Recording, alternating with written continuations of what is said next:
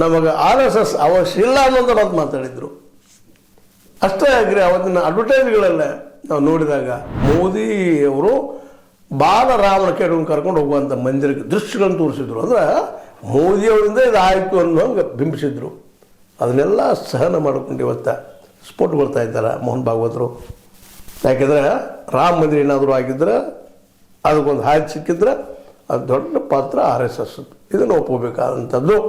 ಅದೇನೋ ಆಗಲಿ, ಈ ಸಂದರ್ಭದಲ್ಲಿ ಮೋಹನ್ ಭಾಗವತ್ ಅಂತ ಸ್ಪಷ್ಟ ಸಂದೇಶವನ್ನು ರವಾನೆ ಮಾಡಿದ್ದಾರೆ. ಒಂದನೇದು BJP RSSದಿಂದ,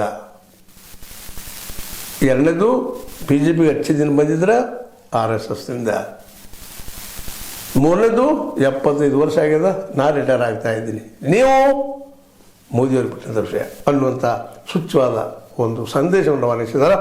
ಒಟ್ಟಾರೆಯಾಗಿ BJP ಮತ್ತು RSS ಮಧ್ಯದಲ್ಲೇ ಮೊದಲನೇ ಆತ್ಮೀಯತೆ ಇಲ್ಲ ಅನ್ನೋದು ಈ ಸಂದರ್ಭದಲ್ಲಿ ಸ್ಪಷ್ಟ ಆಗ್ತಾ ಇದೆ.